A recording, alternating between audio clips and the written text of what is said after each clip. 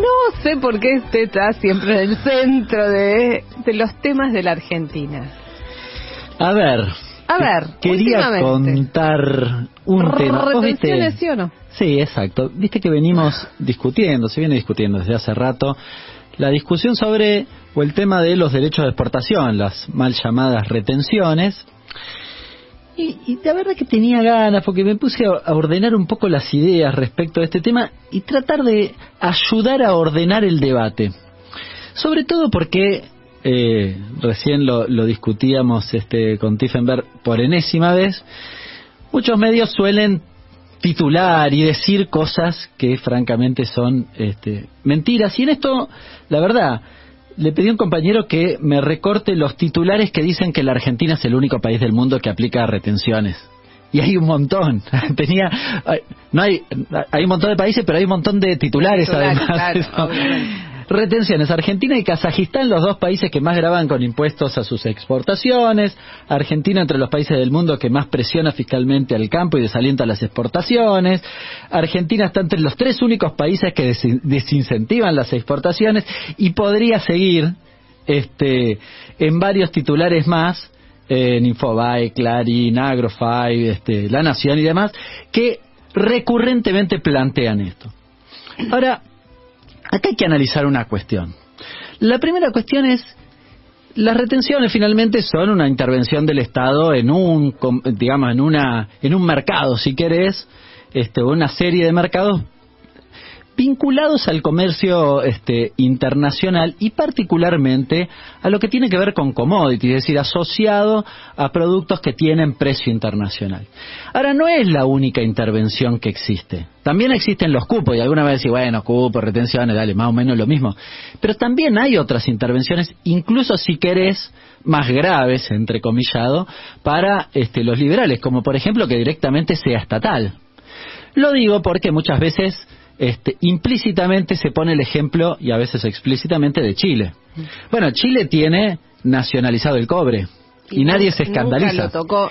Nunca jamás se atrevió, ni la escuela de Chicago se atrevió a hacer eso, ¿no? Exactamente, nunca jamás se puso en discusión si tenía que privatizarlo o no. Siguió con la empresa estatal, y eso, si querés, es mucha mayor intervención, y justamente la renta que capta, en este caso Codelco, permite a buena parte del impulso de la actividad y de la política que se aplica en el país vecino. También pasa en otros países. En Noruega, por ejemplo, es paradigmático el caso del uso del fondo que constituyeron con las reservas de petróleo que tienen, y que finalmente, por ejemplo, ¿para qué lo utilizan? Lo utilizan para mejorar las pensiones, las jubilaciones.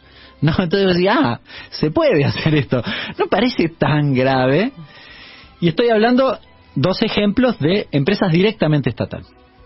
Ahora bien, hay un segundo debate, y si querés, más anclado en la actualidad, no sé si en la actualidad, pero en este momento de conflicto bélico, que es el primero de los ejemplos que yo ponía. Intenta captar una cosa, que es la renta. ¿Qué es la renta? Alguna me dirá, renta es la ganancia. No.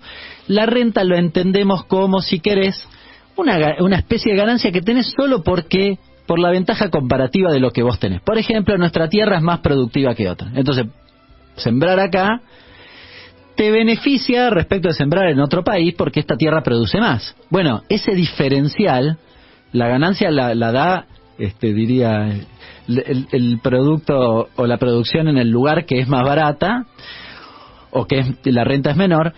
Y el diferencial, justamente en nuestro caso de la renta, o en el caso de Chile el cobre, o en el caso de Noruega el petróleo, ese, digamos, componente adicional de ganancias que se lo da la tierra, la ventaja comparativa de su naturaleza en sí, lo llamamos renta. Entonces, lo que se pretende es captar esa renta, porque no parece muy razonable que esa se la quede sencillamente el que lo explote y ya, cuando es un beneficio que debería ser parte del conjunto de la sociedad. Ahora, hay una segunda razón que tiene que ver con el desacople de precios, que es lo que estamos discutiendo hoy. Y ahí ya no tenés tantos países que producen productos que nos interese discutir esta cuestión. Por ejemplo, volviendo al ejemplo de Chile, ¿a quién le cambia que ponga o no ponga retenciones si no comen cobre? ¿Se entiende? Entonces, cuando decimos eso, decimos, a ver, ¿y qué países producen alimentos o commodities vinculados a alimentos? Bueno, te los relato. Fíjate, por ejemplo, Además de la Argentina, la Unión Europea, China, Kazajistán, Moldavia, Rusia, Serbia, Ucrania, nuestro país, Canadá, Australia, y para de contar. Esos son los principales, te diría que el 90%, 95% lo producen esos países. ¿Sabes cuáles aplican derechos de exportación de ese paquete? Argentina, Rusia, Ucrania, China, Kazajistán, Turquía, que no lo había mencionado antes, y Serbia, que tampoco lo había mencionado. 7. Es decir, la mayoría aplica retenciones. La mayoría aplica retenciones. ¿Y quién no aplica retenciones? Bueno, te diría 4 casos.